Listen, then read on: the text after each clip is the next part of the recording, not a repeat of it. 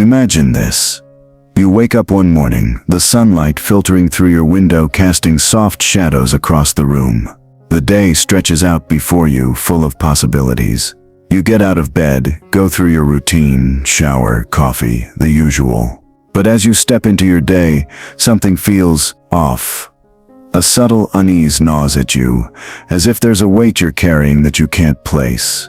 You move through the motions, interacting with people, handling tasks, but all the while there's this creeping feeling that something is holding you back. It's as though there's an invisible hand gripping your every move. You've felt it before, haven't you? That sense that despite all your best efforts, you keep running into the same walls. Why is it that no matter how hard you try, you never seem to reach that next level of fulfillment, that breakthrough you've been hoping for? You tell yourself that it's the world around you, circumstances, other people, maybe even bad luck. But deep down, there's a voice, a whisper, urging you to ask a deeper question. What if the problem isn't out there at all? What if the greatest enemy you'll ever face is not some external force but the one within you? Carl Jung, one of the most brilliant minds of the 20th century, wrote about this very phenomenon. How we are, often unknowingly, our own worst enemies. But what does that mean? If you're struggling, if you're feeling stuck, if you're unable to break free from patterns of self-sabotage, could it be that the very forces keeping you in place are not outside, but inside? Think about the way you talk to yourself. How often do you listen to that inner critic? The voice that whispers doubt, that urges you to stay small, to stay safe, to avoid the discomfort of true growth. It's there, isn't it? And yet, it's so much more than just a voice. It's a part of you. It shapes the way you think, the way you make decisions, and even how you interact with the world. But here's the kicker. You're not alone in this struggle. You are not the first to face this battle. In fact, this is the most universal of human experiences. It's something Carl Jung, Friedrich Nietzsche, and countless other philosophers and psychologists have pointed to for centuries. It's the shadow, the hidden, often repressed parts of ourselves that we refuse to confront. And until we do, we remain trapped, locked in a cycle of self-defeat. So why are you your own worst enemy? What is this force within you that holds you back, and how did it come to be? Is it possible to break free from it? To stop fighting yourself and finally begin living a life that is true to who you are? Stay with me, because we're about to take a deep dive into the psychology of self-sabotage. You'll uncover how these hidden forces operate, why you've been unknowingly cooperating with them, and how to begin the journey of liberation. But before we continue, don't forget to like and subscribe, because this is just the beginning. Let's unpack the psychological roots of this unseen enemy. At this point, you're probably asking yourself, why do I keep sabotaging my own progress? It's a question that has baffled many, and yet it's also one of the most profound truths about human nature. The answer lies in the deep recesses of your mind, parts of you that you may not even be aware of, parts that shape your every decision without your conscious knowledge. Carl Jung, the Swiss psychiatrist who pioneered analytical psychology, introduced the idea of the shadow, the unconscious part of the psyche that contains all the aspects of ourselves that we reject, ignore, or deny. The shadow is composed of everything that we've disowned. Our repressed desires, fears, guilt, shame, and even our potential for greatness. These are parts of ourselves that we refuse to acknowledge, and yet they have an enormous impact on the way we live our lives. You see, the reason you struggle to move forward, the reason you feel held back despite your best efforts, is because your shadow is constantly at work behind the scenes. It manifests in ways that are subtle yet powerful, through self-doubt, procrastination, or a fear of success. But here's the kicker. The more you try to suppress these hidden parts of yourself, the stronger they become. Jung himself once said, "Until you make the unconscious conscious, it will direct your life, and you will call it fate." This isn't just a psychological observation, it's a deeply philosophical one. Think about it. For much of human history, we've been told that happiness and success come from external achievements, wealth, status, power. We've been conditioned to chase these things, believing that they are the markers of a meaningful life. But in doing so, we often ignore the internal landscape. The truth, according to Jung and other philosophers like Friedrich Nietzsche, is that the greatest enemy we face is not the external world, but the internal one. The parts of us that remain hidden, unexamined, and unintegrated. Nietzsche, for example, famously spoke about the will to power, the inner drive for growth, self-overcoming, and mastery. He believed that in order to live authentically, we must confront and integrate all parts of ourselves, including our shadows. The problem is, society discourages this process. We are taught to suppress anything that doesn't fit into the socially acceptable mold, and we are conditioned to fear the darker aspects of ourselves. But this only strengthens the grip of the shadow, keeping us trapped in patterns of self-sabotage. This psychological conflict is also reflected in the works of existential philosophers like Jean-Paul Sartre, who argued that human beings are fundamentally free, but that freedom is terrifying. We are faced with the responsibility of creating meaning in a world that offers none. Sartre believed that most people, rather than embracing this responsibility, choose to flee from it by conforming to societal norms and expectations. They live inauthentically, allowing external pressures to dictate their lives. And in doing so, they become their own worst enemies, trapped in a cycle of existential avoidance. But what if the shadow isn't something to be feared or avoided? What if it's the key to understanding and overcoming the self-imposed limitations that are holding you back? The answer, according to Jung, lies in shadow integration. To overcome self-sabotage, you must confront your fears, desires, and weaknesses, those parts of yourself you've been trying to bury, and integrate them into your conscious life. However, this is no easy task. The shadow is not something that can be vanquished with a simple affirmation or motivational quote. It requires deep self-awareness and the courage to face uncomfortable truths. It demands that you look at the parts of yourself that you may not like, that you've spent years denying. And it challenges you to take ownership of your entire being, both the light and the dark. In this process, there are no shortcuts. You must become radically honest with yourself, acknowledging your weaknesses, your fears, and your self-destructive tendencies. And here's the paradox. By embracing the parts of yourself that you've been running from, you free yourself from the very forces that have been holding you back. But this can only happen once you recognize the truth. Your greatest enemy is not out there in the world, but in the shadows of your own mind. So why do you continue to sabotage yourself? The answer lies in these hidden, unacknowledged parts of you. And in order to break free from the cycle, you must first confront and embrace them. But how? How do you begin the process of integration? How do you reclaim the power that has been lurking in the shadows? Let's explore the unseen consequences of this psychological battle, how it manifests in your everyday life, and why it's so difficult to break free. But before we do, let me ask you, what are you afraid to face within yourself? Take a moment to consider that. You may not realize it, but the very forces holding you back, the shadow, the unconscious parts of yourself that you've been avoiding, are quietly shaping every aspect of your life. They aren't some distant, abstract concept. They are present in every choice you make, in every hesitation, every act of procrastination, and in every moment of self-doubt. You may not notice them, but they are there, subtly steering your decisions, controlling your emotions, and determining your behavior. Let me paint a picture for you. You've been struggling with a project for weeks, an important presentation, a job application, a personal goal you've been putting off. Every time you sit down to work, something inside you pulls away. You're not lazy, and you're certainly not incapable, but for some reason, you find yourself distracted. You start thinking of 100 other things that need your attention. You tell yourself, it's just a temporary thing, that you'll get back to it soon. But days pass, weeks, even, and still the task remains unfinished. This isn't just procrastination, it's the shadow at work, the force within you that tells you you're not good enough,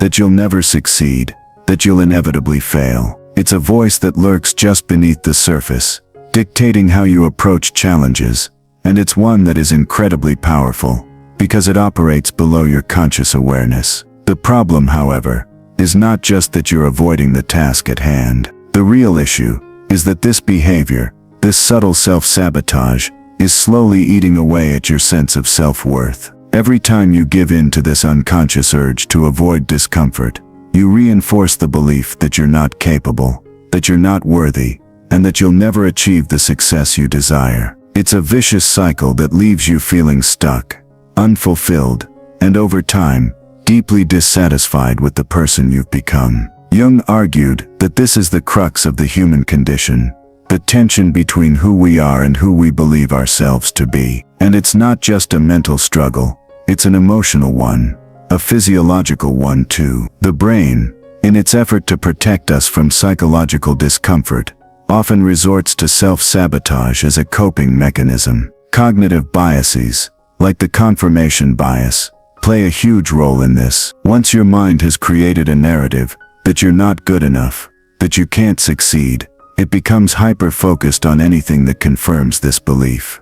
Every mistake, every failure, every small setback reinforces this negative self-image. Over time, it becomes increasingly difficult to escape the loop, even though the evidence for your success may be staring you in the face. Neurologically, when we avoid discomfort, our brain rewards us with short-term relief. This creates a feedback loop of temporary satisfaction that actually makes the avoidance behavior stronger. But in the long run, it has disastrous consequences. The more you avoid, the more entrenched these beliefs become, until they begin to shape your entire worldview. You start to believe that failure is inevitable, that success is for others, not for you. The sense of dread around taking risks, making decisions, or stepping out of your comfort zone becomes so overwhelming that it feels like your own worst enemy is constantly looming over you, dictating your every move. This is the unseen force,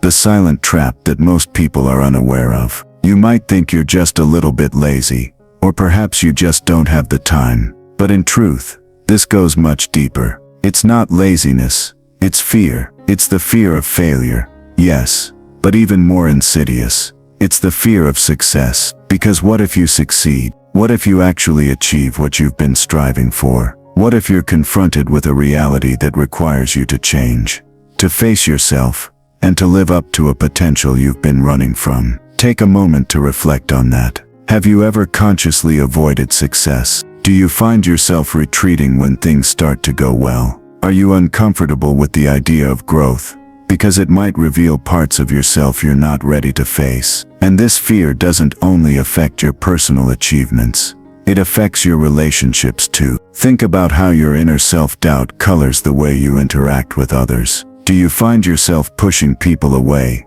or sabotaging your chances for connection? This is the same unconscious mechanism at play.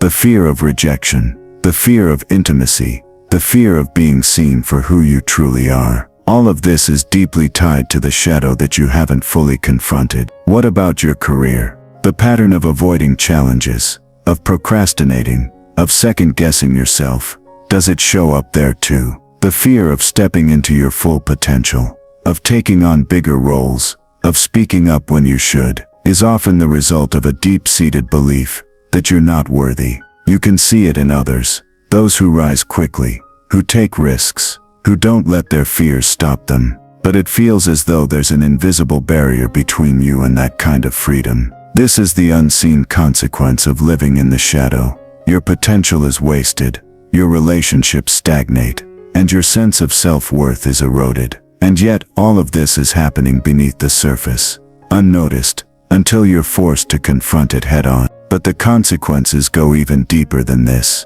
These hidden forces not only trap you in cycles of self-sabotage, but also prevent you from experiencing the joy and satisfaction that come with real achievement. If you continue to avoid confronting your shadow, you'll never fully experience life's richness, because you'll be trapped in a narrative that keeps you small, safe, and ultimately unfulfilled. So what is the cost of this silent enemy? It's the cost of never fully stepping into the person you were meant to be. It's the price of staying stuck in patterns that hold you back, relationships that drain you, and dreams that remain unfulfilled. But here's the question: how do you escape this cycle? How do you stop letting these hidden forces control your life? Now that you see the consequences, how the shadow has quietly held you captive, shaping your actions, your self-worth, and your reality, it's time to confront the most urgent question. How do you break free? How do you escape the self-imposed prison you've been living in? The answer lies in a radical shift in perspective, one that challenges everything you thought you knew about yourself and the world around you. Imagine this. You've spent your whole life believing that the world is something to be controlled, that the path to happiness and fulfillment lies in accumulating success, wealth, or power. But what if that's the very thing that's been keeping you trapped? What if the key to breaking free lies not in external achievements, but in shifting the way you see yourself? What if true liberation comes not from controlling the world, but from embracing your own inherent freedom? It sounds counterintuitive, doesn't it? After all, we've been conditioned to believe that success and fulfillment are external rewards, things you work hard to earn. And yet, both Carl Jung and Friedrich Nietzsche pointed out a truth that's been hidden in plain sight. The way to overcome the shadow is not through struggle or achievement, but through acceptance and integration. You see, the first step in breaking free from the self-sabotage and fear that has kept you stuck is to stop running from the very parts of yourself that you've been rejecting. This is what Jung called shadow integration, the process of bringing those dark, hidden parts of yourself into the light of consciousness, acknowledging them, and embracing them as a whole. The idea is not to fight your darkness, to defeat it, but to welcome it as a part of your identity. But how do you begin this process? It starts with radical honesty with yourself. The next time you feel the pull of procrastination or self-doubt, pause for a moment and ask yourself, what am I truly afraid of? Get to the heart of it. What is it that you're avoiding? What part of you feels unworthy, incapable, or undeserving of success? Name it, acknowledge it, and in doing so you begin the process of dismantling its hold over you. But this is just the beginning. The next step is to radically shift the way you perceive failure and success. For years you've been taught to view failure as a sign of incompetence, a reflection of your worth. But what if failure isn't the enemy? What if failure is simply the feedback you need to grow, to adapt, and to evolve? Nietzsche's philosophy of amor fati, the love of fate, tells us that we must embrace everything that comes our way, both the joy and the suffering, because it all contributes to our growth. By accepting failure as an integral part of life, you stop fearing it and begin to see it as a powerful tool for personal transformation. This shift is not about minimizing your mistakes or pretending they don't matter. It's about seeing them through a new lens. Failure is not a reflection of your inadequacy, but rather an opportunity to learn, to integrate, and to grow. It is through failure that you uncover your true potential, your capacity to rise again, and your ability to turn your pain into power. So let go of the idea that you need to be perfect or always successful. Let go of the fear that failure will define you. Instead, embrace the journey, the highs and the lows, and know that every step, every misstep is part of your unfolding story. This is the rebellion, a rejection of the narrow, limiting beliefs that have kept you small, and an embrace of a new paradigm that empowers you to live fully, authentically, and freely. But breaking free doesn't just involve accepting failure, it also requires reclaiming your personal power. For too long, you've allowed external circumstances, other people's opinions, and your own fears to dictate your reality. You've lived according to a script that wasn't your own. But now it's time to take back the pen and start writing your own story. This requires courage, yes, but more than that, it requires a willingness to step into the unknown. It's about confronting the deepest, most vulnerable parts of yourself, the ones that you've spent your whole life hiding, and choosing to live authentically, regardless of the judgment or rejection that might come your way. There's an ancient story from the Greek philosopher Heraclitus that beautifully illustrates this point. The only constant in life is change. The path to liberation, to true freedom, is not a straight line. It's a series of twists and turns, challenges and victories, doubts and discoveries. But it's only by embracing this flux, by leaning into the discomfort and uncertainty, that you can finally break free from the grip of your own shadow. History is full of examples of individuals who broke free from the chains of their own limitations. Think of Viktor Frankl, a man who endured unimaginable suffering in Nazi concentration camps, yet found a sense of meaning and purpose even in the darkest of circumstances. He didn't let his external reality define him. Instead, he chose to redefine his experience from the inside out. This is the power of personal transformation, and it's not just philosophers or historical figures who can break free. You can too, right now, in this moment. You have the power to choose differently, to break the patterns that have kept you trapped, and to step into a new version of yourself. It starts with acknowledging your shadow, accepting it, and integrating it into your conscious life. It continues with rejecting the fear of failure, embracing change, and reclaiming your personal power. Now we arrive at the ultimate revelation, one that will change everything. The greatest truth you will ever uncover is this: you are not your shadow. You are not the sum of your fears, your doubts, or your mistakes. You are not the voice of self-sabotage that whispers you're not enough. That's just one aspect of you, an aspect that has held sway over your life because you've refused to acknowledge it. But here's the breakthrough. The moment you embrace your shadow, you integrate it, and you stop running from your darkest parts. You reclaim your true power. In embracing both the light and the dark within you, you find balance. The truth is, you cannot exist fully in the light without the dark. The shadow isn't your enemy. It is a mirror, reflecting everything you've yet to understand about yourself.